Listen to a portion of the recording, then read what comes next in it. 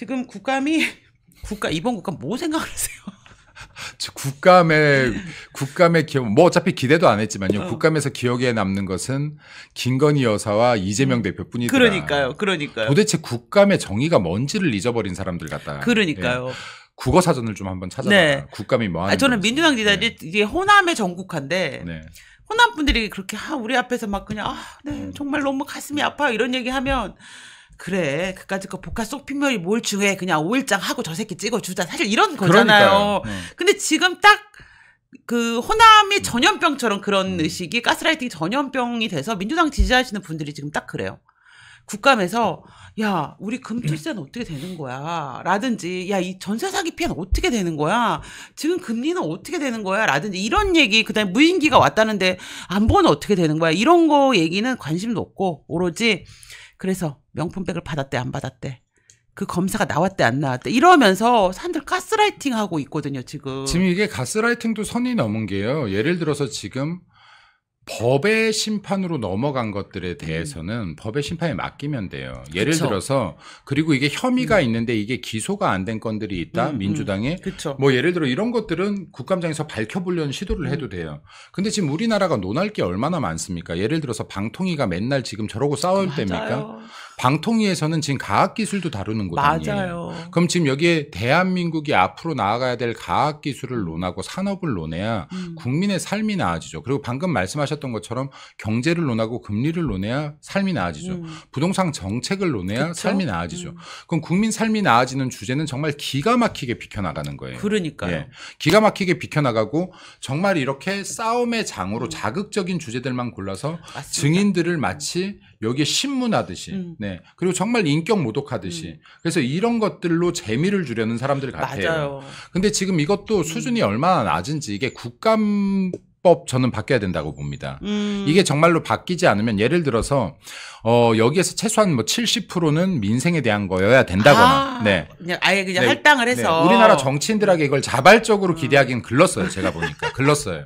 그럼 이게 국감에서 최소한 60-70%는 민생에 관한 거여야 되고 이 중에서는 지금 미래 산업에 대한 거여야 되고 여기에서는 지금 경제에 관한 거여야 되고 여기는 국방에 관한 거여야 된다. 그리고 정쟁적 요소가 꼭 필요하다면 이거는 맞네요. 100에 20%를 넘지 못하게 하라. 이거를 법으로 좋네요. 명시를 해버리지 않으면 우리나라 정치인들은 이거 못한다. 네, 기대할 수가 없다. 좋네요. 좋네요. 네. 이 어느 정도의 자율성을 준다는 건 그 정도의 지능이 돼야 되는데 안 된다. 안 되니까. 네. 지금 이분들도 질문 같이 10개 하면 7개 민생으로 해야 돼. 나중에 하겠다 싶으면 이분들도 같이 연구.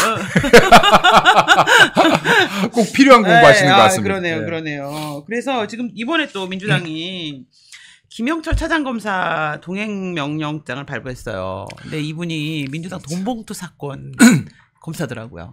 이게요, 민주당 돈봉투 사건이 지금 23년에 수면 위로 떠올랐죠.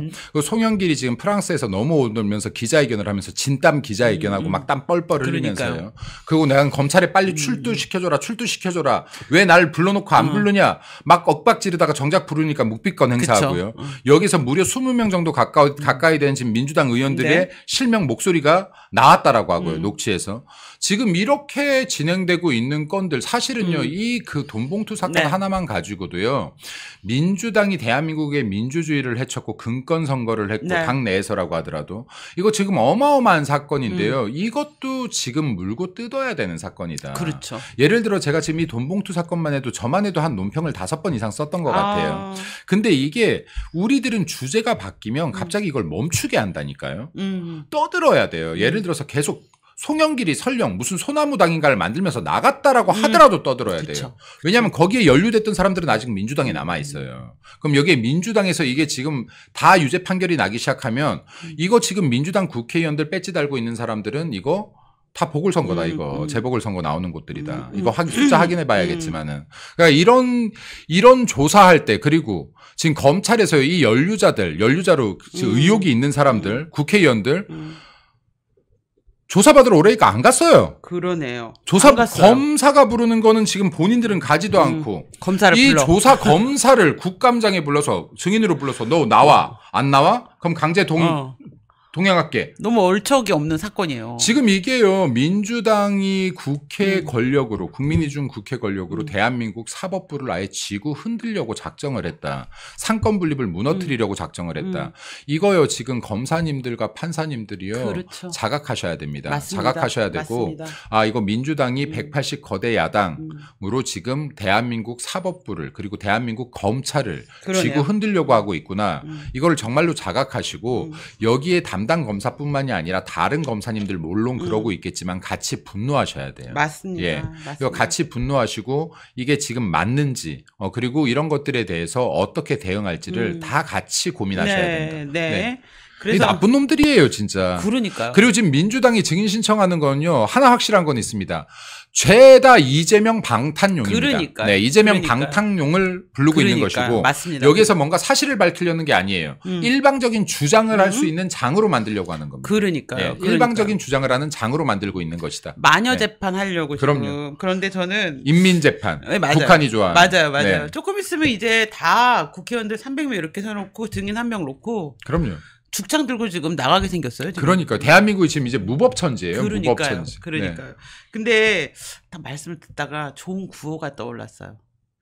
솔방울로 폭탄을 만든 북조선인민민주주의공화국의 김일성 수령님이 계시거든요. 호랑이 맨손으로 때려서. 예. 근데 골프 58다 치시고. 대한민국에는 소나무 땅이시니까 소나무로 돈봉투를 만드신 송영길 대표님이 계시네요. 그러니까요. 그리고 송영길과 이재명의 커넥션도 확인해 봐야 돼요. 여기에 지금 국회의원 자리 내놓고 맞습니다. 되지도 않을 서울시장에 나갔다가 이재명 지금 대표를 국회 안으로 입성시킨 인물 아닙니까? 이거는 과연 순수하게 일어난 건지. 거기 송영길이 얼마나 거기 털을 잘 닦아놓은 데입니까? 개항을은 정말 최고의 입지던데요. 도대체 몇 년을 닦아놓은 거를 무슨 딜이 있었길래 도대체 이거를 넘겨주고 나올 수 있었는가? 네, 이런 것들도요. 이게 만약에 우리 당에서 이런 사건이 있었잖아요. 난리 났습니다. 특검입니다. 이거. 난리 났습니다. 특검이에요. 이거 특검이에요 지금. 지금 이거 그러면은 그 있잖아요. 개항을 특검 해가지고 한 5번 지금 왔다 갔다 했을 거예요. 그럼요. 맞습니다. 네. 그 돈봉투 사건 다시 한번 여기 이미 1년 정도 지나서 약간 시들해졌는데 국민의힘은 이런 것들이 사건이 시간이 지난다고 시들해질 게 아니라 계속 잊혀질 것 같으면 끄집어내야 된다. 민주당이 이렇게 아직까지도 돈봉투를 돌리는 당이다. 그럼 민주당이 아직도 김혜경이나 밥 사주고 다니는 당이고 지금 여기 이번 재보궐선거에서도 밥 사주고 다니다가 지금 여기에 취소됐다. 당선 취소됐다. 이런 것들을 계속 인지하시면 민주당이 정말로 도덕성이 형편없는 당이고 라는 거를 아실 수 있어요. 민주당 지지자들 겉으로는 맨날 도덕성이 1번 아닙니까? 네, 도덕성을 1번으로 치잖아요. 근데 여러분들이 도덕성 1번이라고 하면 민주당이 제일 썩었다니까요. 그러니까요. 네, 밑바닥까지 썩었다니까요. 그래도 양문석도 우리 이걸 도려낼 수가 없어요. 민주당 썩었는데 다 도려내야 돼서. 다 드러내야 돼. 그러니까 비유를 하거나 얘기를 해도 다 너무 수준이 한 게 양문석도 그 김건희 여사 그 국악 공연 관련해서 기생집 얘기하지 않았습니까? 저는 그거를 상상해낼 수 있다는 것 자체가 너무 많이 놀랍더라고요. 다녀서 상상이 되는 거예요. 많이 다녀서. 근데 그 사람들 보세요. 지금 그 양반이 그 불법 대출 양문석 맞아요. 맞죠? 양문석. 지금 이것도 지금 드러나고 있잖아요. 그 와이프가 20만 원 줬대요. 아세요? 네, 맞아요. 네, 20만 서류 원, 위조하려고. 예, 서류 위조를 하라고 20만 원을 줬답니다. 20만 원을. 그럼 이거 지금 명확해지는 거 아니에요? 맞습니다. 이 사람도 지금 국회의원 임기 얼마 안 남았어요. 맞습니다. 국회의원 임기 얼마 안 남았습니다. 이거 재판 끝나면 이 사람 절대 임기 다 채우게 해서 안 됩니다. 안 됩니다. 사법부가 지금 이거 지금 대법원장도 얘기했지만 선거법과 관계된 것들은 지금 1년 내로 무조건 끝내라. 그렇죠. 633 지켜라. 그러면 지금 양문석은 1년 내로 맞아요. 국회에서 내보내야 된다. 맞아요. 지금 이거 명확하게 불법행위잖아요. 20만 원 주고 이거야말로 청탁인 거죠. 그쵸. 얘 내 대출 서류 위조해줘라 한 거 아닙니까 지금. 그렇게 서류 위조해서 돈이 좀 생기니까 기생증 가서 호방하게 쓰시는. 그랬나 봐요. 예, 산적 같은 분. 그리고요 이것도 그냥 대출 사기 문제가 아니에요. 그때 당시 문재인 정권에서요. 국민들한테 집 사지 말라고 대출도 제재했었어요. 아닙니까? 예, 집 2채 갖고 있는 사람 집 무조건 팔라고 했어요. 맞아요. 예. 징벌적 세금이란 말이 등장했어요. 그리고 집 살려고 하면 이 돈 어디서 나왔는지 다 다 근거대라고 지금도 했어요. 물어봐요. 그럼요. 근데 왜 이 사람들은 지금 딸이 하지도 않는 사업한다 그러면서 사업자 대출로 사기까지 받게끔 하고 이런 맞아요. 사람들이 배지까지 달게 해줍니까? 민주당 지지자분들. 그럼 집 살 때 너 이 집이라고 어디서 났어 하면은 뭐라고 얘기했을까요? 저분은? 그래서 그것도 지금 사기 대출 받았어요 이렇게 말했나? 이게요. 사업자 대출이면요. 이게 사업자 대출이라고 하면 증빙이 한번 들어가야 되잖아요. 그렇죠. 나 어디에 썼다라고 하는 게 이 항목대로 썼다라고 하는 게. 그럼 지금 이 증빙 서류가 분명히 들어갔을 텐데 이것도 조작이었을 가능성이 높다라는 거예요. 그러네. 그렇기 때문에 이런 거야말로 지금 수사가 제대로 들어가야 되는 것이다.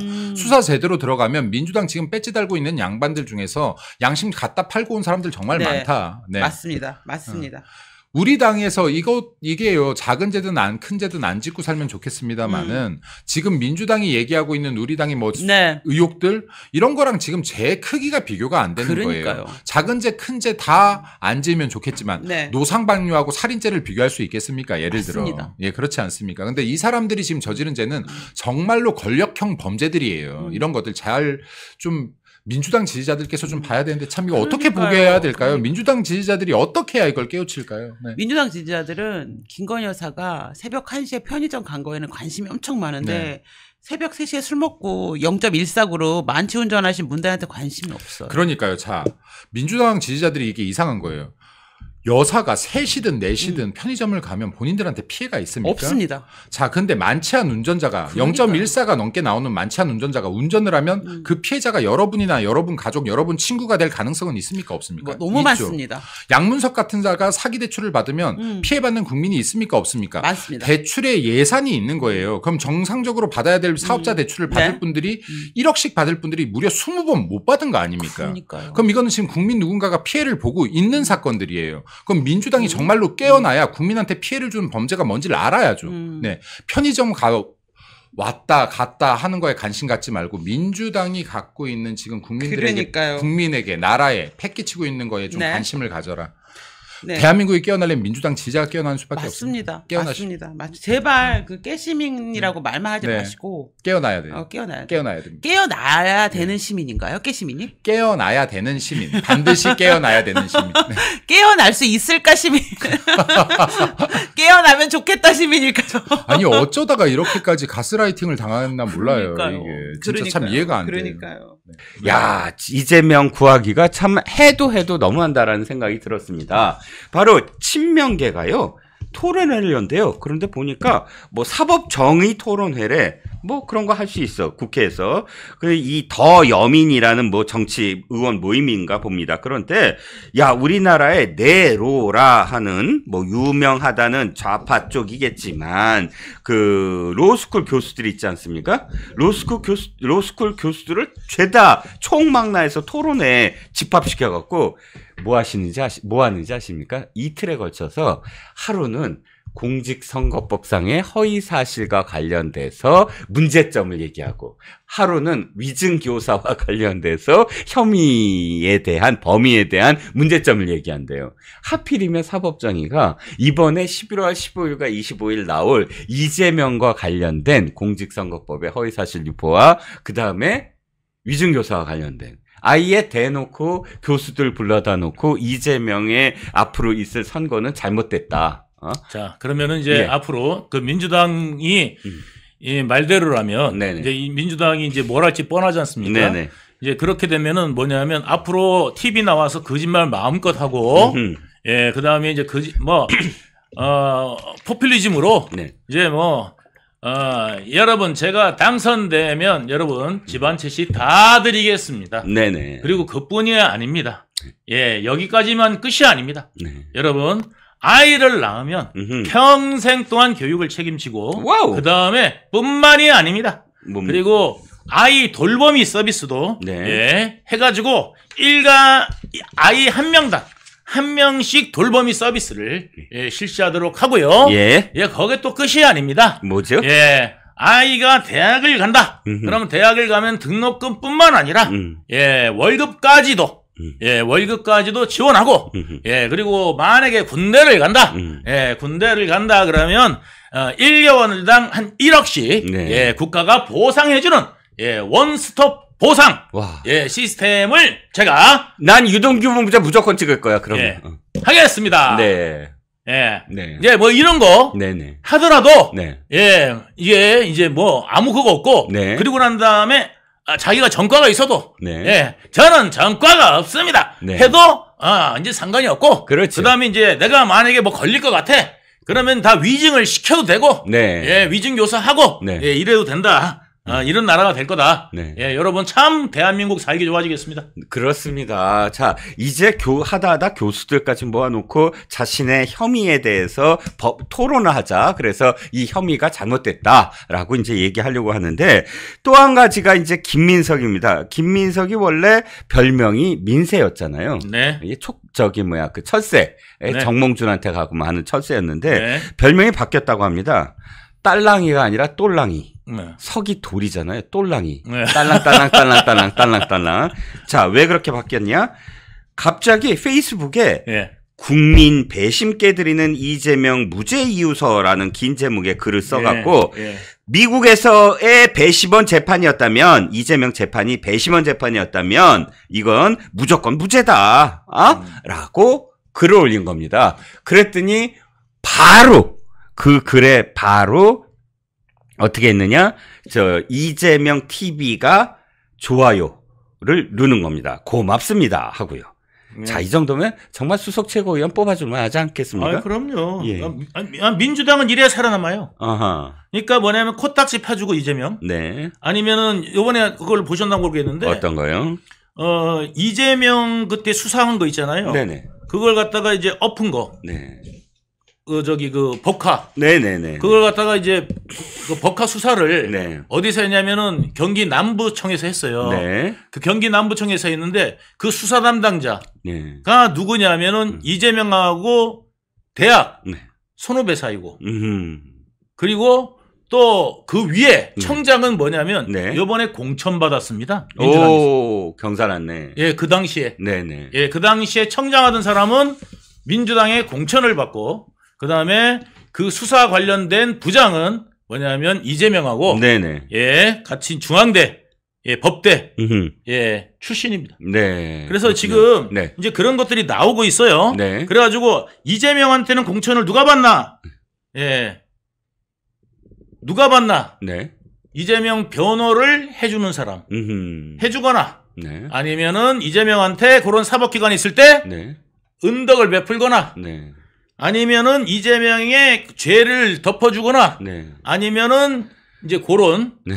그다음에 요번에 그것도 보셨나요? 뭐요? 못 보셨나요? 뭐 어떤 거요? 이번에 지난번에 우리 국회 네. 국회의 대빵이 누구죠? 국회의장요? 국회의장이죠. 네네. 국회의장이 누굽니까? 우원식이죠? 우원식이잖아요. 네네. 우원식이 왜 국회의장이 됐는지 이번에 나오지 않습니까? 아하하하. 예? 예. 왜 추미애가 아니라 네네. 우원식이었느냐? 네네. 사람들이 많은 의문을 가졌는데 밥을 먹었다? 밥을 먹었는데 중국집 현금을 코스다. 냈다.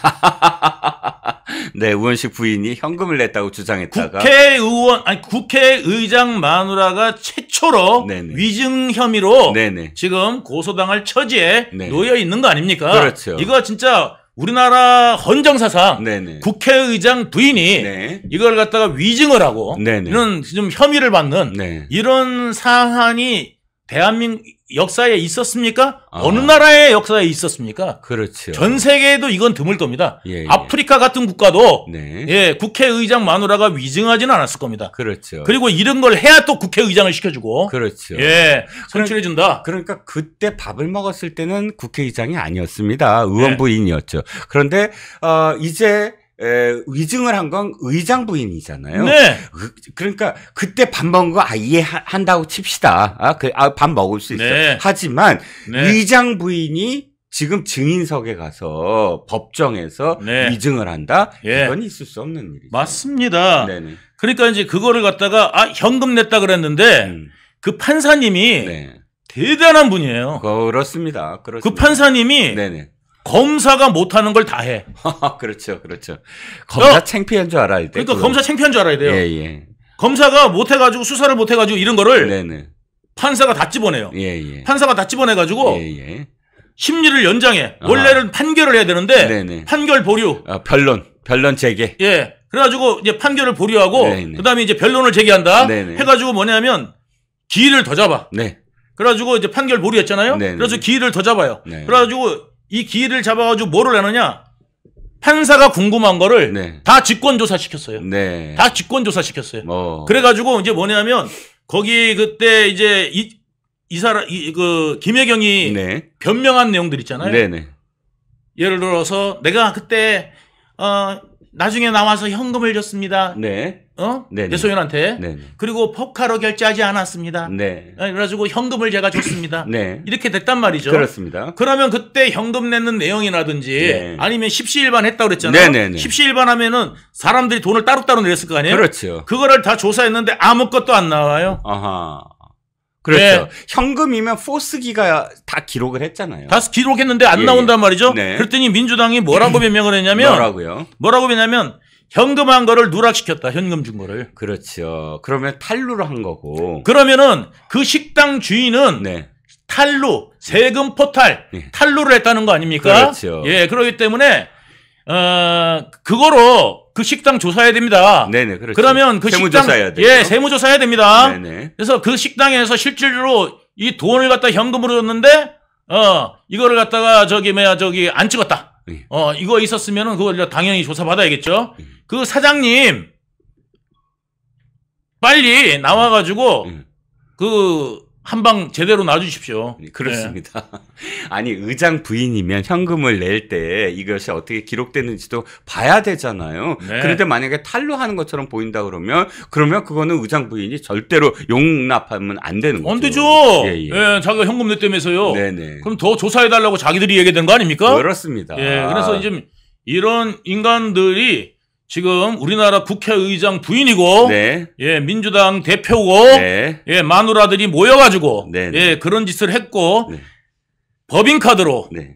사적으로 쓰고, 네. 그 다음에 선거에 법인카드를 동원하고, 네. 이랬다는 거 아니겠습니까? 그렇습니다. 예, 이게 전부 다 국민의 세금입니다. 네네. 그리고 지금 또 조사 들어가는 게 또 있지 않습니까? 네. 배소용 관련돼가지고, 네. 사적 사용한 거, 공무원을. 네. 예, 그거 관련돼가지고도 지금 이제 다시 이제 수사 들어가죠. 네. 예, 그때 이제 어디서 뭉갰냐면은, 네. 예, 경기 남부청에서 뭉갰던 거를. 그렇죠. 지금 이제 검찰이 수사가 들어갔습니다. 네네. 그래서 이제 그 조사가 되면 네. 아마 3명 다 네. 사법 처리되지 않을까 네. 생각합니다. 국고손실죄를 물어야 됩니다. 그렇습니다. 예, 그래서 3억 이상이면 네. 국고손실 3억 이상이면은 5년 이상의 유기징역이거든요. 그렇죠. 예. 경기 남부경찰청 아무래도 전 이상해요. 코나이와 관련해서도 그렇게 다 없어졌잖아요. 계속 그 국민의힘이 고발을 했는데도 예. 불기소 처분을 3번씩이나 했어요. 그래서 검사가 직접 나섰죠. 예. 자, 지금 김민석이가 아까 그 무죄유서라는 회개한 그런 그 글의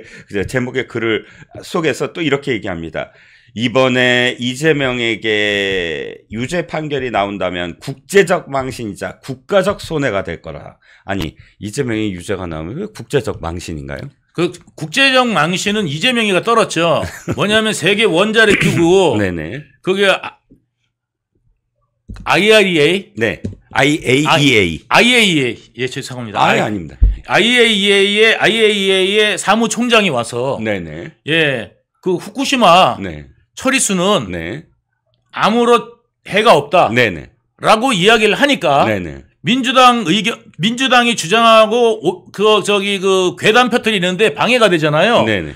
그러니까 이제 뭐라고 그랬냐면 세계적 석학이 또 와서도 이야기를 했어요. 네네. 그랬더니 돌팔이라고 그랬어요. 네네. 돌팔이래요. 예. 자, 이재명만 몰라서 예. 그거를 줄기차게 처리수가 네. 위험하다고 이야기한 그 박사가 딱 한 명 있었습니다. 네. 석균열이라고. 아, 그렇습니다. 예, 석균열이라고 유일하게 나와가지고 맨날 나와가지고 그거 위험합니다. 잘못하면 큰일 납니다. 네. 하면서 전문가랍시고 이야기를 했어요. 네, 서울대 교수. 그런데 그 석균열이 몇 년 전에는 또 TV 나와서 TV조선에서는 또 뭐라고 그랬느냐. 네네. 그거 나오고 난 다음에 석균열이 툭돌한 거예요. 네네. 뭐였냐면은 아무 위해가 없습니다. 그렇습니다. 라고 한 거예요. 네네. 게다가 그때는 뭐였냐면 네.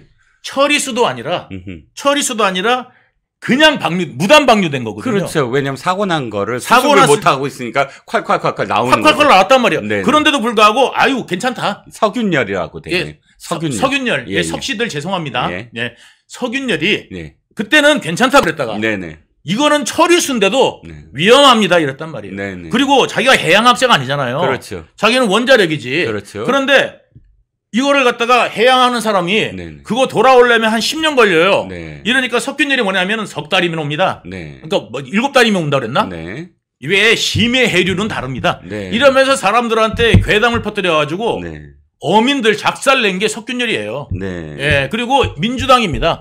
예, 그죠? 그렇죠. 그런 사람은 똑똑한 사람이고, 저기 세계 원자력 기구에서 와가지고 그거 아무 괜찮아요. 그런 사람은 전부 다 뭘로 했어요? 예, 돌팔이 취급했던 게 이재명과 민주당이니까 여기에서 말하는 국제적 망신이라는 거는 오히려 당하는 게 좋다. 이 사람들의 망신이라는 거는 당하는 게 똑똑한 거다라고 생각하면 됩니다. 그리고 여기 김민석이 이야기하는 건 뭐냐면 그냥 저기 그 누구 코딱지 파준 저기 박찬대 코찬대 예, 코찬대의 코딱지 파주는 소리다 생각하시면 될 것 같습니다. 내가 가만 보면 박찬대하고 경쟁을 하는 것 같아. 저 누구지? 박찬대하고 김민석하고 둘이 지금 이제 경쟁이 붙었어요. 이 김민석이가 한 번도 주류를 해본 적이 없어요. 그렇죠. 예, 맨날 비주류였거든요. 민세 소리들은 다음부터 그랬죠.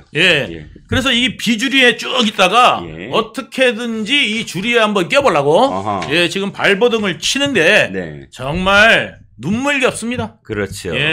자, 여기에 한동훈 대표가 기가 막힌 말을 해서 요건 하나 좀 소개할까 합니다. 김민석의 말에 대해서 이렇게 얘기했나요? 미국이라면 이재명이 무죄라고? 이건 그러니까 미국이라면 민주당은 사법방해로 감옥 갔을 거다. 왜냐하면 사법방해죄가 미국은 굉장히 세잖아요. 더군다나 지금 한동훈은, 컬럼비아 로스쿨 졸업하고 뉴욕주 변호사 자격을 취득한 입장이라서 미국 법에 대해서 그래도 비교적, 잘 알겠지요. 그래서 이렇게 지금 한 방 매겼습니다. 사법방해로 감옥 가고 민주당이 전원이 간다고 그랬어요. 그런가요? 전원이 지금 사법방해하고 있잖아요. 한 명도 빠짐없이 모두 다 온갖 해괴한 그런 이론들을 붙이고 또는 뭐 난리를 쳐갖고 사법방해를 하고 있죠. 그 다음에 이제 뭐를 하고 있냐면, 전부 다 이거를 갖다가 이제 그거 방탄하고 있지 않습니까? 그렇습니다. 이재명을 범죄자를 방탄하고 있어요. 그 범죄자 방탄하고 있으니까 미국 같으면 사법방해죄로 민주당 전원이 감옥 갔을 것이라고 한동훈 대표가 이야기한 겁니다. 그렇습니다. 이게 정확한 겁니다. 그렇습니다. 그러고 보니까 정우님이 사타구니 경태 이렇게 말씀하셨는데 장경태가요 또 그런 그 딸랑이 짓을 이번에도 또 했네요. 보니까 법을 하나 개정하겠다. 근데 그 법이 뭐냐면 허위사실 유포와 관련돼서 그러니까 선거법에서 모른다 이런 게 인식의 문제이잖아요. 근데 이제 행위라는 표현을 인식의 문제는 아닙니다. 그거는.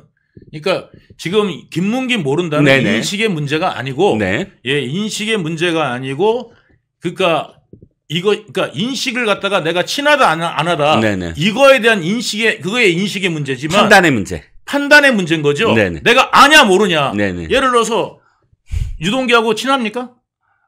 친하죠, 저. 아니, 그러니까 안 친한가 보다. 그러니까 그러니까 무슨 인간적으로 이렇게 교류가 있을지 없을지 모르잖아요. 그런데 유동규 아냐 그러면 딴 데 가서 당연히 알지, 내가. 그러죠. 그럼 딴 데 가서 유동규 알아 그러면 몰라 그러시겠습니까? 아니요, 알죠. 근데 그때 같이 방송도 하던데 왜 모른다고 그랬어? 그러면은 내가 방송을 한두 사람이랑 해? 한 3,000명이랑 해? 어떻게 알아? 이렇게 이재명이라면 이렇게 대답을 하겠지. 그것뿐만 아니라 뭐냐면 나하고 안 친해. 근데 그 친하고 안다고는 다르잖아요. 그렇죠. 친하다 안 친하다를 물어본 게 아니라 아느냐 모르냐를 물었기 때문에 이거는 인식의 차가 아니라 그러니까 어떤 인식을 하고 있었냐의 어떤 차이가 아니라 이거는 정확하게 사고에 대한 문제입니다. 그렇기 때문에 그거는 인식으로 치부하는 게 이재명이 전법인 거지 실제로 이거는 사고에 대한 거기 때문에 이 사람이 판사님이 볼 때 이 사람을 모를 수가 없어.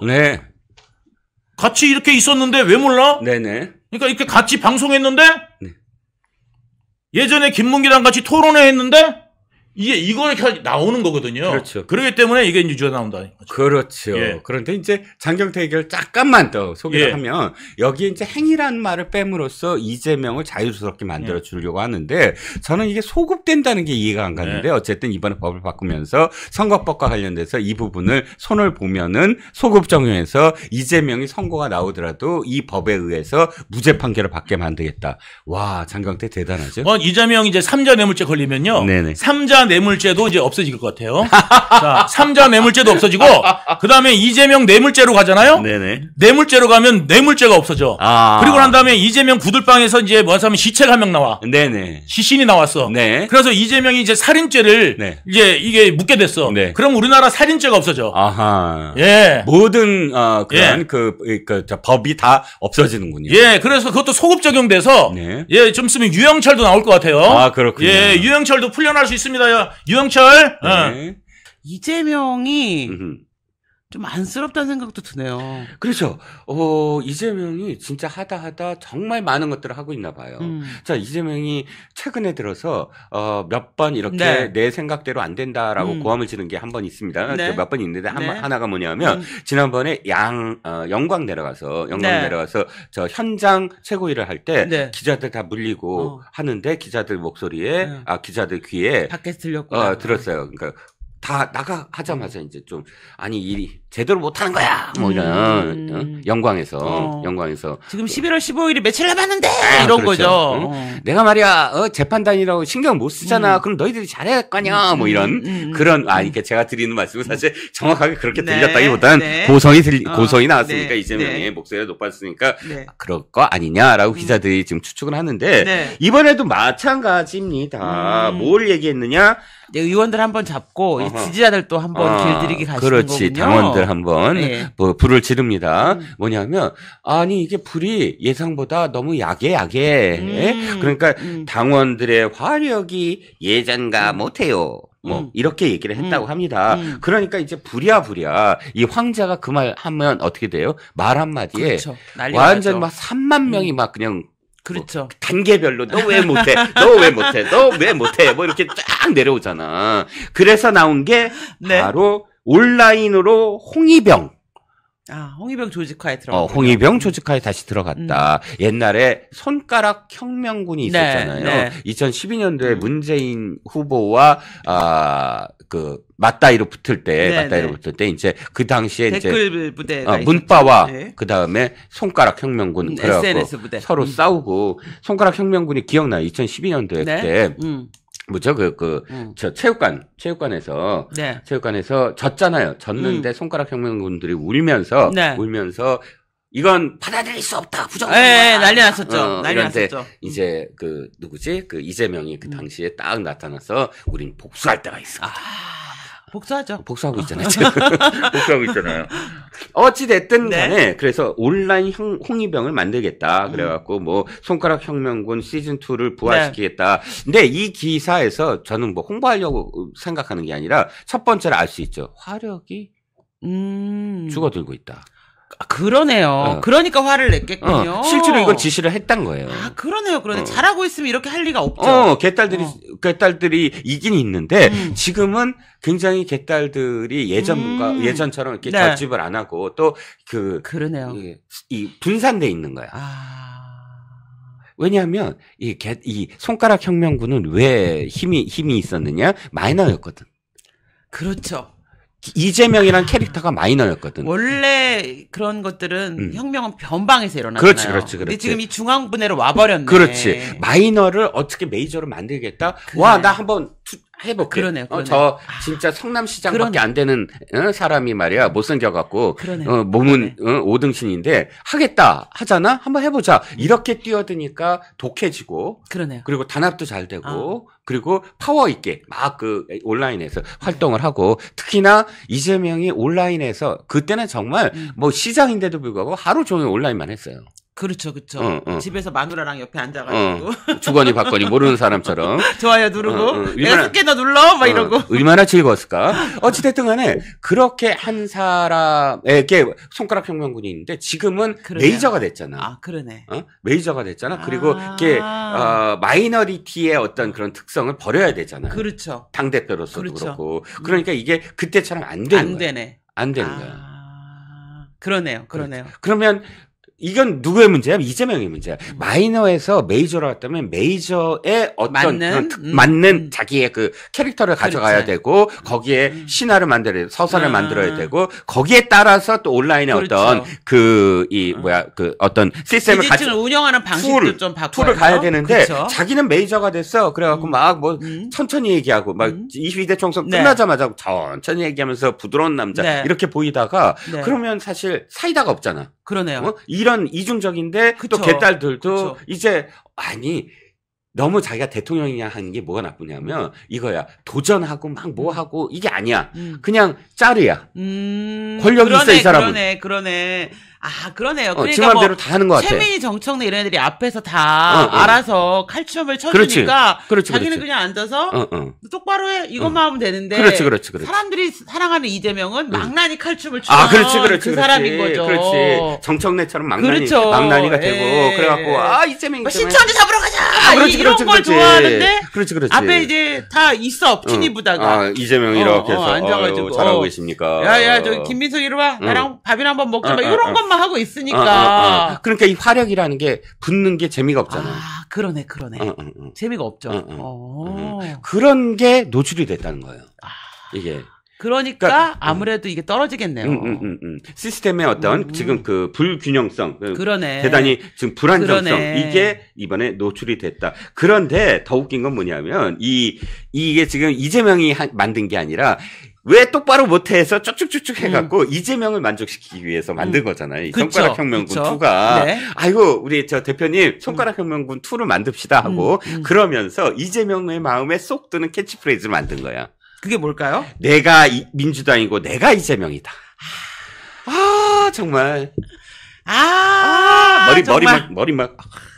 근데 우리는 머리를 쥐어도 이재명은 얼마나 흐뭇했겠어. 잘했군. 이랬을 거 아니에요. 또 이제 이순신 장군 용비어청가 나와야 되겠네요. 나와야죠. 나와야 돼. 근데 이게 이런 행동들이 지금 얘가 굉장히 초조하구나. 이런 생각이 드는 게 이렇게 말도 안 되는 손가락 혁명군도 있지만 또 보니까 민주당의 언중이 기소가 최근에 이전에 거의 10배 정도 늘었더라고요. 10배고 20배? 뭐 이렇게 늘었더라고요. 어마어마하죠. 그게 보니까 언론을 계속 모니터링하면서 그게 또 대부분이 또 이재명 대표 관련한 거예요. 그렇죠. 우리 이재명 대표한테 조금이라도 흠이 되면 그러니까 이재명 하나를 사실 북한 같아요. 북한 같아요. 난 조금 있다가 민주당 의원들이 국민의힘 당사에 오물풍선 보낼 것 같아요. 지금 하는 짓이. 아니 근데 이렇게 풍선 들고 이렇게 한 번씩 던지. 그러니까 그 짓 할 것 같아요. 이건 무슨 뜻이냐면 이겁니다. 실제로 그러니까 65%가 기각됐대요. 기각 또는 취하됐대요. 언론 중재위에서 있다고 보도를 고발한 거죠. 고발해서 해당 기관과 그다음에 민주당 측에 가면 거의 다 그러니까 말도 안 되는 얘기야. 다 취소가 되는 거나 마찬가지죠. 65%는 또 나머지는 그렇다고 해서 나머지 35%가 이재명이 옳다가 아니라 거기서 합의도 보고 뭐 너네도 아니 이거를 끌고 갈 이유가 없다. 뭐 다 잘못했다는 것도 아니고 이런 식의 어떤 합의 보는 게 많아요. 그러니까 65% 기각이 중요해. 기각이 무조건 같다. 그러면 거의 다 기각된 거나 마찬가지예요. 기각된 건 그냥 보고 나서 이게 뭐 문제야 이렇게 된 거잖아요. 언중이는 사실 누구 편이냐면 언론 편이 아니라 제소. 피해자 편이죠.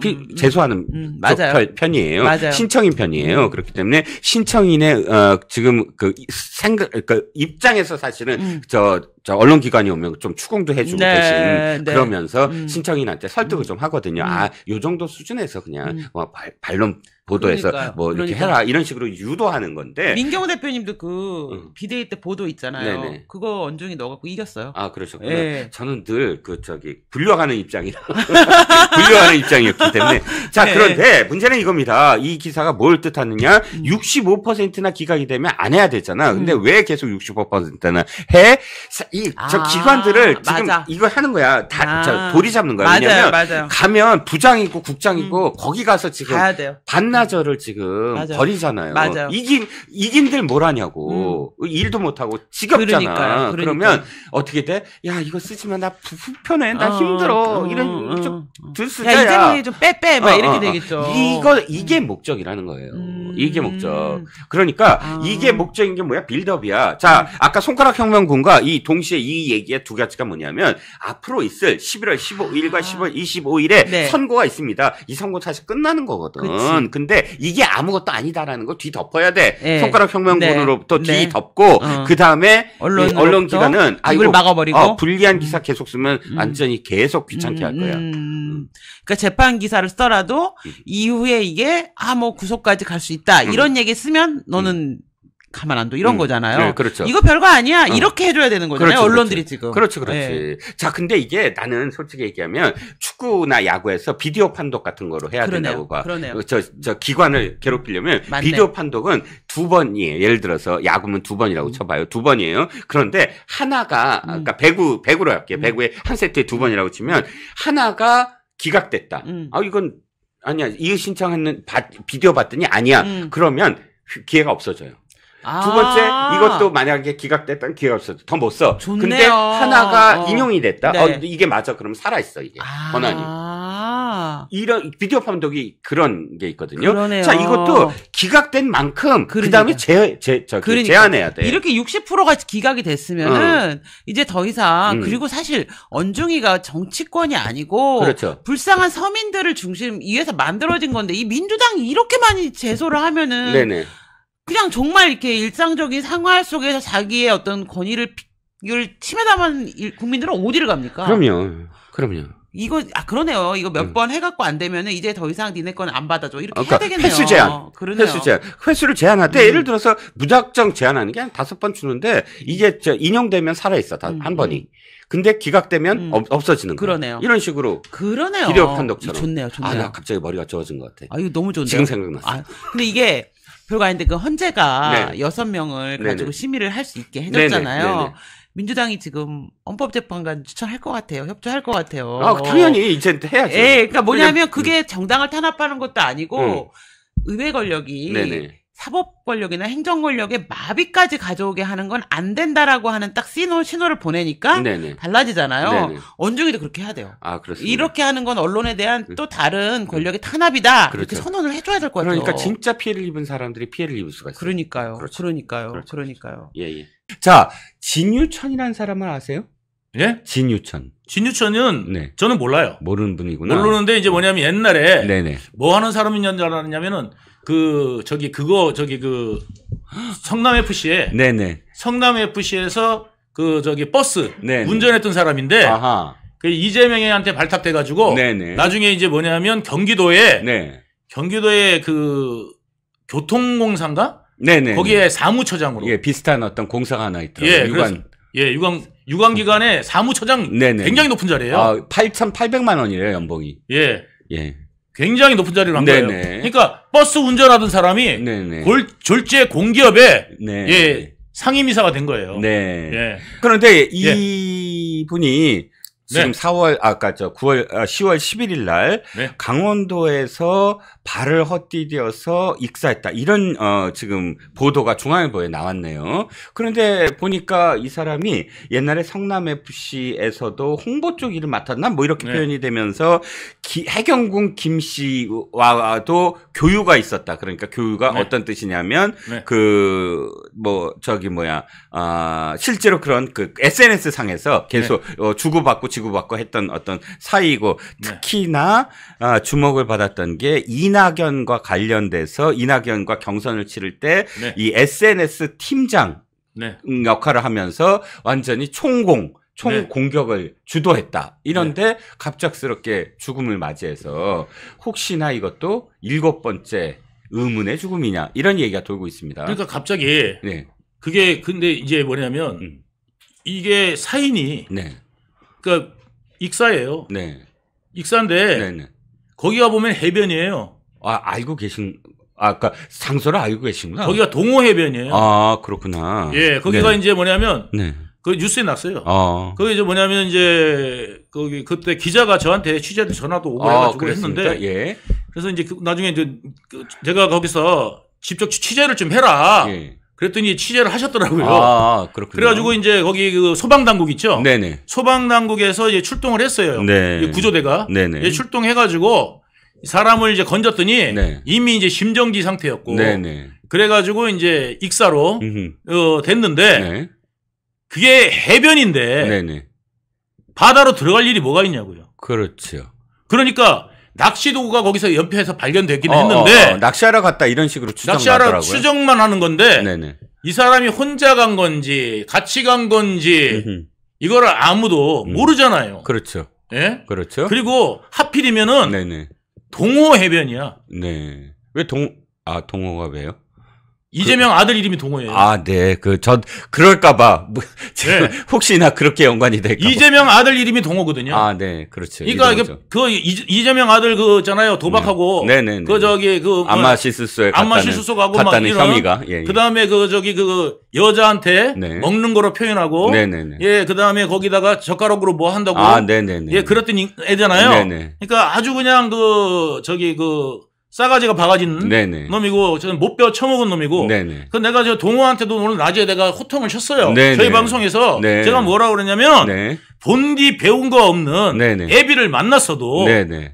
네가 아들놈이 그러면 되겠냐. 그럼요. 제가 그래도 아들이라도 좀 정신 차려야지 애비가 그러면 네네. 제가 그렇게 하면서 내가 좀 이야기를 야단을 쳤어요. 네네. 야단을 쳤는데 걔 이름이 동호인데 하필이면 이분 돌아가신 바닷가 이름이 동호해변이야. 네. 그렇군요. 그러니까 어찌됐든 참 미스테리입니다. 왜 이렇게 미스테리? 동호해변입니다. 동호. 예, 이게 뭐냐면 강원도 고성에 있어요. 네. 예. 고성에 네네. 속초 위 고성에 네네. 동호해변이라고 있습니다. 네. 예. 아직은 정확한 어떤 근거 동해해변이 아니라 동호해변입니다. 예, 맞습니다. 예. 동호해변. 아직 저희가 추정하고 있는 것이지 정확한 어떤 수사가 이루어지지 않았기 때문에 이걸 뭐라고 단정할 수 없지만 그럼에도 불구하고 지금 몇 분째인지요 이재명과 가까웠던 사람들은 전부 다 이렇게 알 수 없는 뭔가 있잖아요. 그러니까 이재명이 비밀을 알고 있고 네네. 이재명한테 뭔가를 지시를 받았었고 네. 그런데 이 불협력가 있는 사람 네. 그죠? 네. 입단속이 안 되는 사람들 네. 이 중에 한 명이 누구였냐면 배소연 남자친구였어요. 왜요? 배소연 남자친구가 기사였잖아요. 아니에요. 단순한 기사가 아니라 네. 그 사람이 뭐냐면 예전에 무슨 정보사 네네네. 기무사요. 기무사. 예, 기무사 출신이고 예. 기무사 출신이고 배소연 대신해 가지고 운전도 좀 해주고. 네네. 예, 그래서 이제 선도차. 그러니까 김혜경차. 김혜경차. 예, 그래가지고 이제 그런 것까지 다 해줬단 말이에요. 네. 무슨 선도차가 필요한지. 네네. 예, 김혜경 운전도 해주고 했단 말이에요. 네네. 그런데 그 사람이 이제 인터뷰 하려고까지 잡았대요. 네. 예? 그래요? 예, 그런데 잡아간 거예요. 그렇구나. 예. 뭔가 폭로를 하려고 했다. 그런데 죽었어요. 예. 참. 그때도 한번 유동규 본부장이 그러셨어요. 예. 저 사람의 죽음이야말로 진짜 알 수가 없는 죽음이다. 예. 라고 말씀하셨잖아요. 예. 그러니까 어찌됐든. 진짜 의문의 죽음인 거죠. 네. 그러니까 그런 사람이 자살하기 쉽지 않거든요. 네. 자기가 뭘 잘못했어요? 네. 극단적 선택. 예를 들어서 이제, 그러니까 극단적 선택하기가 쉽지가 않은 게 예를 들어서 범죄에 가담했어. 네. 유동규처럼. 네. 그래서 범죄에 나도 가담하는 바람에 네네. 나도 벌을 받아. 네. 그럼 나도 이제 내 인생이 끝나잖아요. 네네. 이제 이런 염려가 있는 사람이 이제 극단적 선택을 할 수 있고, 네. 그 다음에 이제 막 그 당시에 이제 검찰이나 이재명 쪽에서 유동규로 몰고 가려고 김만배하고 이재명하고 유동규로 몰고 가려고 엄청 했었지 않습니까? 네네. 게다가 그 당시 검찰까지 이 프레임을 다 짰어요. 네네. 그래가지고 거기에서 나온 조서들이나 이런 내용들이 옛날 거 다 안 맞는 거예요, 지금. 네. 그래가지고 지금 다 안 맞고 지금 새로 되는 거라고 지금. 이게 하나도 안 맞는 거예요. 네. 그래가지고 어떻게 보면은 저는 오히려 무죄 주장할 수 있었다니까요. 네. 뇌물 있죠? 예. 뇌물 사건은 내 변호사 거 다 보여드리면 내가 핸드폰 나와요. 우리 변호사가 뭐라냐면 우리 무죄예요. 다 그러는 거래요. 네네네. 안 맞는 게 많아. 그렇죠. 그래가지고 거기다가 맞춘 거니까. 그러니까 이게 제가 자백했으니까 망정인 거지. 네네. 만약에 무죄 주장했으면 무죄 나온다니까요. 그렇군요. 이게 왜냐하면 조금이라도 틀리면 안 되잖아요. 네네네. 근데 다 그런 내용 제가 이제 나중에 한번 뭐 필요하면 다 말씀드리는데 네네. 제가 어차피 지금 유죄 주장하고 있는 네네. 마당에 제가 뭐 무죄를 설명할 이유는 없잖아요. 그렇죠, 그렇죠. 예, 그래서 예. 이제 그래서 그런데 네.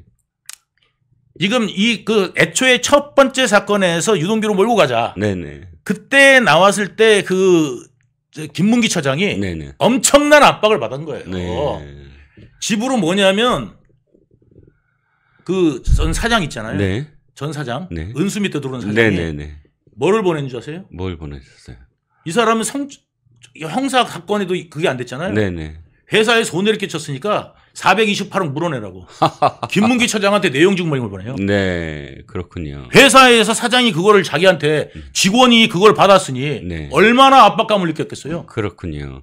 그 김문기 씨한테 그랬단 말이에요. 예. 와우. 그리고 이재명이 또 변호사도 보냈죠. 네. 가짜 변호사. 가짜 변호사 보냈죠. 네. 이래가지고 전방위로 압박해갖고 이분이 오죽하면 네. 뭐라 그러냐면 한 일주일 전쯤에 네네. 부인한테 이야기한 이야기가 뭐였냐면 네. 하소연한 이야기가 네. 나 지금 협박받고 있다. 네. 그런데 더 무서운 건 뭐냐면 네. 내가 이거를 가족한테 이야기하면 가족도 다친다 그랬어. 네. 그 도대체 그 놈들이 누군지 네. 빤하지만 네. 그걸 안 물어본 게 그 부인이 너무너무 한이 된다는 거예요. 예. 그렇군요. 예. 그런 이런 거를 네. 정말 말로 다 할 수가 없어요, 여러분. 예, 예. 예. 그렇습니다. 자, 이런 사람을 네네. 지지해가지고 네. 대통령이 되면 이 나라가 어떻게 되겠습니까? 어떻게 되겠습니까? 거짓말 천국안 되는 거 아닙니까? 그렇죠. 그리고 포퓰리즘 천국이 되고 이 나라는 포퓰리즘이 먹히네? 네. 이렇게 돼가지고 모든 정치인이 앞으로 이재명화되지 않겠습니까? 그렇죠. 그래야 속이 시원합니까? 그러면 이제 국제적 망신이 되는 거죠. 국제적 망신이 아니라 베네수엘라가 되는 거죠. 그렇습니다. 예. 네. 이재명 주변에서 또 이 사람이 죽어나갔어요. 그렇습니다. 네네네. 이 강원도 바닷가에서 네. 이재명의 이 측근입니다. 그렇습니다. 네. 이게 이 사람이 말이죠. 네. 이재명의 뭐 버스 운전을 하다가 성남 FC예요. 네네네. 운전을 하다가 이재명에게 발탁이 된 겁니다. 그렇죠. 그래서 경기도지사 선거에서 이 캠프에 있다가 네. 이 굉장히 큰 역할을 했겠죠. 네. 그래서 이재명이 큰 자리를 맡깁니다. 네. 그 교통연구소라고 하는 경기교통연수원. 연수원. 거기 사무총장인가 했었죠. 사무처장 그건 네. 괜찮은 자리거든요. 그렇죠. 네. 그러니까 자기가 보답을 하기 위해서 또 후보 경선 과정에서 이낙연 측을 집중적으로 비방을 합니다. 그렇죠. 가짜뉴스를 네, SNS를 그렇죠. 통해서. 네. 이 사람이 또 숨진 채 발견이 됐어요. 네.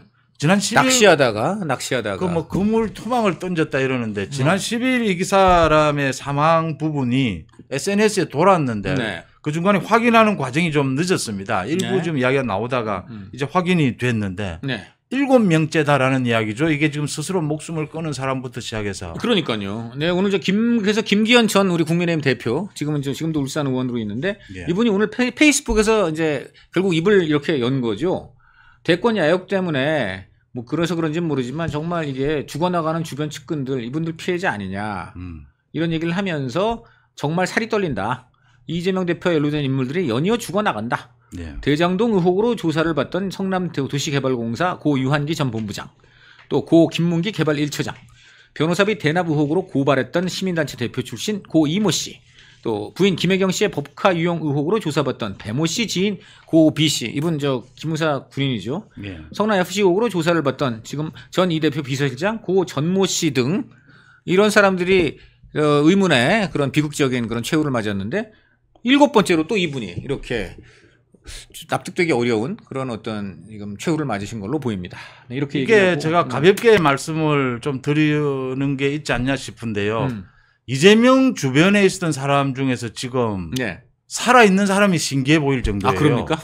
정말 이게. 그 유동규 본부장 같은 경우에요. 네. 그렇게 지금 이래 아주 참변들이 일어나고 있는 겁니다. 그렇죠, 저는 그렇죠. 또 특히 정말 의심이 가는 건요. 네.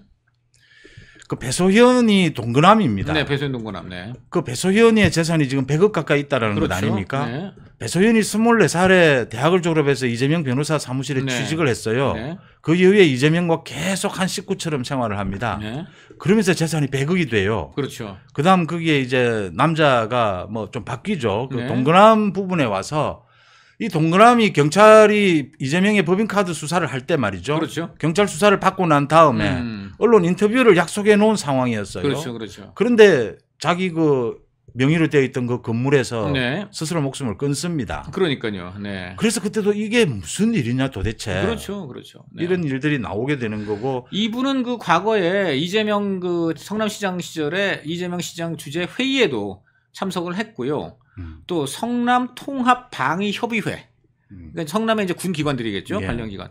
그래서 여기에 그 협의회 소속으로서 판문점에 행사에 2015년에 참석한 적도 있습니다. 그때 보면은 이재명 시장도 참석해서 바로 이 돌아가신 요 기무사 요 분하고 같이 포즈를 취한 사진도 언론에 이미 공개가 되고 있습니다.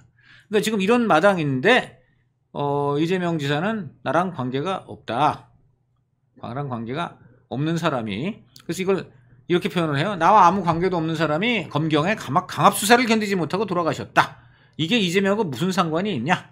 뭐 이런 얘기를 하고 있습니다만은 아무 관계도 없는 사람을 네. 그 사무처장에 임명을 하고 네. 그 경선 과정에서 그런 역할을 주게 네. 됩니까? 정말 그 이 정도 되는 사람이 아무 관계도 없다면은 도대체 어느 정도 관계가 있어야 도대체 그 본인의 지인 내지 뭐 이런 인연이 있다고 얘기하는 건지 하긴 뭐 골프 같이 치고 해외여행 같이 다녀도 모르는 사람이라고 한다면 뭐 할 말은 없습니다. 네. 정말 무서운 일이고요. 네. 배소연 이야기가 나와서 말씀을 드리는데 이제 그 선거법 위반에서는 배소연이 모두 인정을 한 것 아닙니까? 그렇죠. 김혜경이나 네. 배소연이. 네. 그게 뭐 이번에 그래서 김혜경이 눈물 흘린 장면에서 압권이었는데요. 네. 우원식의 부인까지 지금 뭐 거짓말한 게 들통이 나서 이번에 그래서 고발당했어요 오늘 네, 위증으로. 당연히 고발돼야 네, 되죠. 시민단체가 고발을 했고요. 지금 여러 군데에서 지금 고발을 검토 중인 것으로 보이고 있습니다. 그리고 이와 관련해서는 저는 우원식 국회의장실에 우 의장의 입장을 지금 질문을 넣어놨습니다. 의장 지금 국내에 있습니까? 지금 해외 순방 중인데 뭐 내일 돌아온다고 해요. 그래서 돌아오는 대로 이거는 더군다나 민주당이 지금 영부인 하면은 난리 나잖아요. 그럼 그쪽은 영부인 없습니까? 거기도 지금 영부인 셋 있네. 전 대통령 영부인 김정숙 여사, 현 민주당 대표 영부인 김혜경 여사, 현 국회의장 영부인, 네? 뭐 이거 세 분 다 있잖아요 지금. 네. 그러니까 네. 영부인이라고 붙이기도 뭐 어쨌든 간에 제 생각은 이렇습니다. 지금 남의 영부인 갖고 따지는데 본인들 영부인 좀 돌아봤으면 한다는 거예요. 그건 맞는 거죠. 그렇죠? 네. 적절한 지적입니다. 네. 배소현의 재산이 100억이라는 부분요. 이거 말씀하고 넘어가겠습니다. 네. 이게 만약 이재명과 관계가 된다면요. 네. 이재명은 배소현을 뭘 믿고 이렇게 만약 있어요. 이재명이 뭐 배소연을 통해서 네. 또 김현지도 있어요. 네. 이재명과 오랜 시간 네. 지금 좀 이따 말씀을 드릴 백현동과 관계되는 뭐 핵심 인물입니다. 네.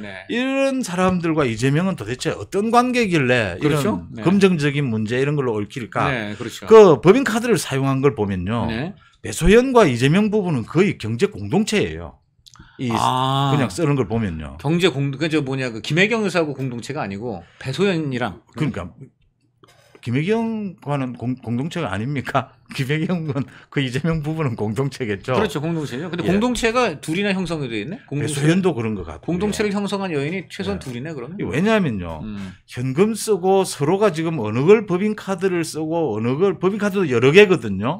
이 배소연 법인카드가 있고 이재명으로 나온 법인카드가 있고 이 과별로 나온 법인카드가 쓰여진 경우도 있고 막 이렇거든요. 그렇죠. 이 지금 김혜경도 뭐 배소연이 뭘 가지고 썼는지 정확하게 모르는 겁니다. 또 돌려막기 해요 배소연이. 그렇군요. 그 숨진 동거만남의 법인카드를 쓰고 자기 그걸로 돌려막기도 했어요. 거의 같이 돈을 썼다라는 이야기인 거죠. 그렇네요. 참 이런 경제적인 부분이 있고요. 백현동 부분입니다. 이거 뭐 사실은 중앙일보에서도 크게 보도를 오늘 하고 저희 중앙일보가 보도했는데 지금 댓글이 굉장히 많고요. 반응이 아주 뜨겁습니다. 이거 정말 이 옹병 문제죠. 이거 정말 추잡한 겁니다. 네. 지금 이제 포인트는 뭐냐면 여기 우리 함종성 기자가 썼는데 이 함 기자가 아주 이 백현동에 처음 이 백현동에 터질 때부터 굉장히 깊이 있고 집요하게 쭉 취재를 해온 특종 기자입니다. 그래서 이 함종성 기자한테 한번 걸리면 백현동은 계속 그 민낯이 드러나는데 오늘도 굉장히 중요한 기사를 썼어요. 오늘의 포인트는 뭐냐면요. 지난달 말이죠. 9월 말에 대법원 판결입니다. 그렇죠. 이거는 뭐냐면은 지금 이 백현동 이른바 옹벽 아파트 이게 무려 15개 동 1223가구가 됩니다. 그러니까 한 집에 한 5명 산다 그러면 한 6-7천 명 이상의 대규모 단지예요. 이 단지에 사용 승인 신청을 성남시가 거부했는데 그 처분은 적법하다. 대법원이 한 겁니다. 그래서 이제 앞으로 뭐 딴 데서 어떻게 할 수가 없어요. 왜냐하면 이 성남시가 문제를 건 게 바로 여기 커뮤니티 센터인데 쉽게 말하면 뭐 헬스클럽, 뭐 거기에 도서관, 어린이방, 뭐 이런 그 아파트에 요즘은 없는 데가 없는 커뮤니티 센터인데 이거를 하필이면 또 옹벽에 붙여서 세워놨어요. 한마디로 용적률 최대한 활용하고 아파트 돈 되는 아파트는 잔뜩 짓고 그다음에 이런 공익시설 커뮤니티 센터는 옹벽에 최대한 붙여해갖고는 어떻게든 돈 한 푼 더 벌려고 악착같이 이런 짓을 벌인 것입니다. 그 결과 그 옹벽이 아시다시피 국제 기준이 15m 이상은 맥시멈으로 올라갈 수가 없어요. 그런데 세상에 이거를 51.3m, 50m가 넘죠. 51.3m. 그걸 거기 도로를 운전해서 지나가면 네. 볼 수가 있어요. 그렇죠. 아찔해요. 거기. 아찔하죠. 네, 보기만 해도. 아, 옆에 보면은 아파트 하나, 그러니까 산 자체가 또 하나 아파트인가 싶어요. 바로 붙어 있으니까. 맞아요. 그래서 어떻게 저렇게 지었지라는 생각이 정말 느낄 수가 이거는 있어요. 정말 제가 볼 때는 아프리카 제3세계도 이렇게는 안 한다. 이런 얘기가 나오는데 여러분 뭐 이걸 조금 더 자세히 설명하면 왜 그럼 이런 기형적인 옹벽이 나왔느냐? 용적률을 획기적으로 해준 겁니다. 그러니까 지목을 뭡니까? 그 자연녹진가에서 무려 4단계 상승시켜준 거 아닙니까? 여기서부터가 말도 안 되는 건데 요걸 세상에 국토부가 박근혜 국토부가 협박해서 그랬다는데 알고 보니까 공문 보니까는 이거 성남시 권한이고 알아서 적의 조치하라는 공문 나왔죠. 그다음에 성남시 관련 공무원들 재판 법정 나오고 협박받은 거 전혀 없다고 다 그러고 있죠. 예. 그런 과정에서 지금 저 이재명 교사 그 재판 말씀입니다. 그렇게 하고 있는데 여기서 또 하나 포인트는 뭐냐면은 이렇게 무리하게 지목을 상승시키고 그다음에 아까 말한 대로 용적률을 보통 강남이 그 잠실 이런 거 유명한 아파트 단지가 용적률이 기껏해 270이에요. 그래도 뭐 굉장히 대단지인데 여기는 무려 310 몇이 나옵니다. 용적률이. 그래서 어마어마하게 준 거예요. 그런데 문제는 뭐냐? 거기가 하필이면 성남공항 인접이라 보도 제한에 걸려.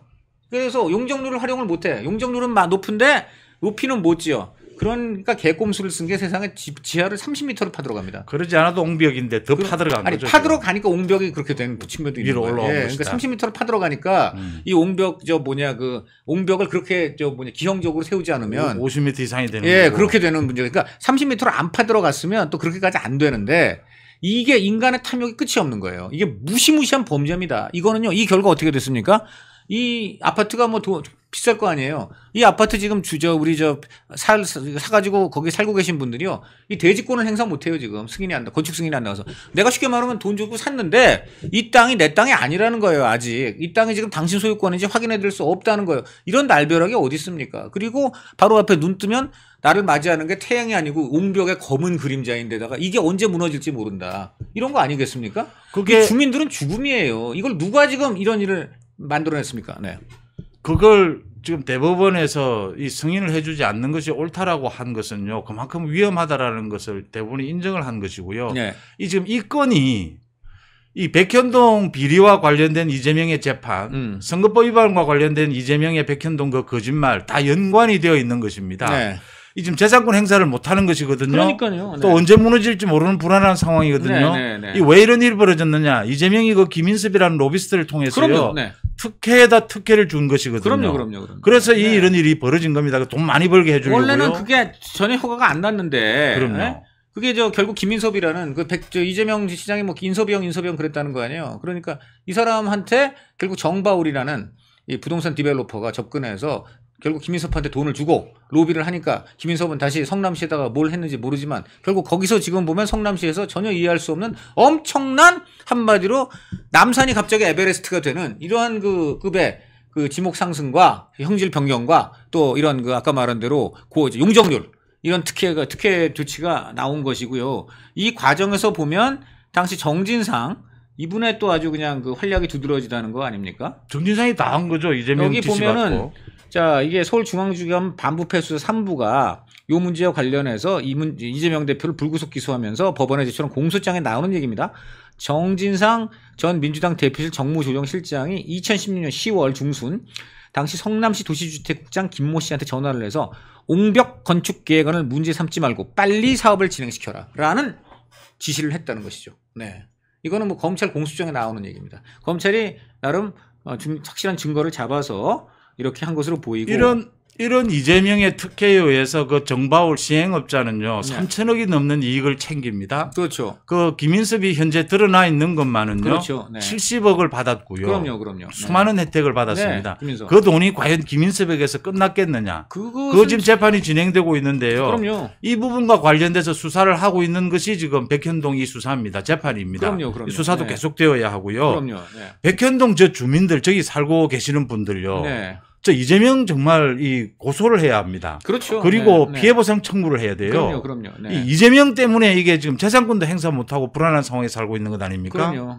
이 성남시도 지금 어떻게 할 수가 없는 거예요, 이 상황을. 이게 또 지금 보면은 이번에 또 우리 중앙일보가 밝혀낸 또 하나 중요한 문제가 뭐냐면 이 옹벽이 이제 자기들이 봐도 문제가 많잖아요.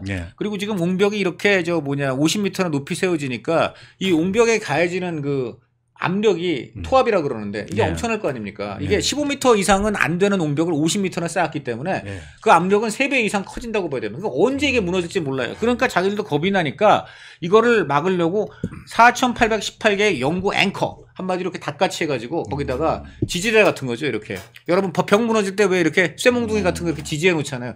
세상에 그거를 4,800개를 박았어요. 우선 그거 자체도 그로테스크한 거죠. 이거 얼마나 보는 사람이 불안합니까? 그런데 더 무서운 건 뭡니까? 이거를요 세상에 콘크리트로 묻어버렸습니다. 그 콘크리트를 막 이렇게 바른 거죠. 네, 발라버린 게. 그러니까 이렇게 되면 어떻게 되냐면 아까 말한 대로 이 지지대라는 게 이제 세월이 흐르면 녹두슬고 문제가 되니까 일정 기간마다 가서 점검을 해야 돼요. 근데 콘크리트로 묻어버렸으니까는 이 지지대가 지금 성한지 아니면 문제가 있는지 알 수도 없다는 거예요. 지금 이런 일까지 벌였습니다. 이재명 주변에 있으면 주변에서 생활하는 사람들은 모두 위험한 것입니다. 위험했다라는 생각을 가지게 돼요.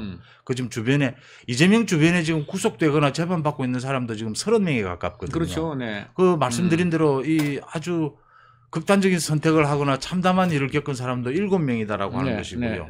참 이재명 이게 매일같이 새로운 소식이 드러나니까요. 제가요, 이거 좀 우리 함종선 기자가 저랑 정말 친하고 제가 아끼는 후배인데 제가 이 함종선 기자가 기사 말미에 취재 후기를 썼는데 이거는 정말 들려드리겠습니다. 그렇습니다. 자, 이 함종선 기자가 이거 사실 특종 취재를 2021년 5월에 했습니다. 이때 이런 무시무시한 말도 안 되는 옹벽 아파트가 세워진다고 이걸 이제 취재를 했는데요.